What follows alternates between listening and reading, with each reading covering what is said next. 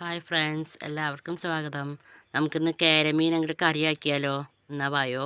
അതിനായിട്ട് ഞാനൊരു പാൻ അടുപ്പത്ത് വെച്ചിട്ടുണ്ട്.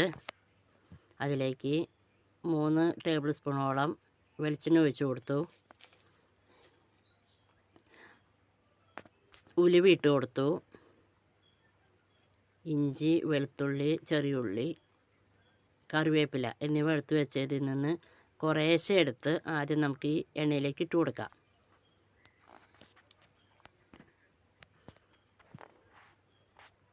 അത് നന്നായി മൂത്ത് വരട്ടെ. കണ്ടമാനം കരിഞ്ഞു പോകരുത്. പാകത്തിന് മൂത്ത് വന്നതിന് ശേഷം നമുക്ക് പൊടികൾ ചേർത്ത് കൊടുക്കാം. 1/2 ടീസ്പൂൺ മഞ്ഞൾപ്പൊടി, 1 ടീസ്പൂണോളം മല്ലിപ്പൊടി, 3 ടേബിൾ സ്പൂണ് മുളക് പൊടി എന്നിവ നമുക്ക് ചേർത്ത് കൊടുക്കാം. അതൊന്ന് മൂത്ത് വരട്ടെ. നന്നായി ഇളക്കി യോജിപ്പിച്ച് മൂപ്പിച്ചെടുക്കുക.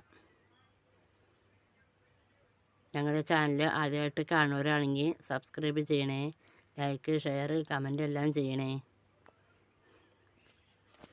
ഒന്ന് ചെറുതായി മൂത്ത് കഴിയുമ്പോൾ നമുക്ക് അത് ഗ്യാസ് ഓഫാക്കാം. ഒന്ന് തണുത്തതിന് ശേഷം നമുക്ക് ഈ അരപ്പ് മിക്സിയിലിട്ടൊന്ന് അടിച്ചു കൊണ്ടുവരാം. അങ്ങനെ ചെയ്യുമ്പോൾ നമ്മുടെ കറിക്ക് നല്ല സ്വാദും ആയിരിക്കും. അതോടൊപ്പം തന്നെ നമ്മുടെ കറി നല്ല കുറുകിയും കിട്ടും. അതിന് വേണ്ടിയിട്ടാണ് നമ്മൾ ഈ അരപ്പ് അരച്ചെടുക്കുന്നത്. അരപ്പ് അരച്ചെടുത്തിട്ടുണ്ട്.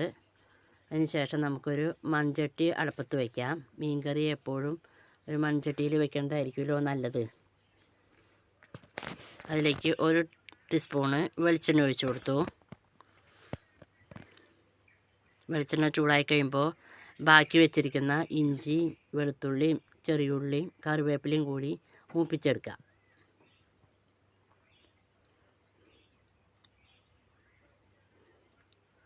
അതൊന്ന് മൂത്ത് കഴിയുമ്പോൾ നമ്മൾ അരച്ചു വെച്ചിരിക്കുന്ന അരപ്പ് അതിലേക്ക് ചേർത്ത് കൊടുക്കാം.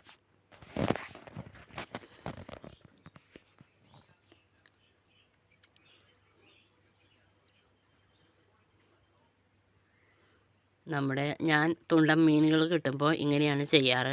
അതുപോലെ എല്ലാവരും ചെയ്ത് നോക്കണേ. അരപ്പ് നമുക്ക് അതിലേക്ക് ഇട്ട് കൊടുക്കാം. ഒന്നും കൂടിയും വഴറ്റിയെടുക്കാം.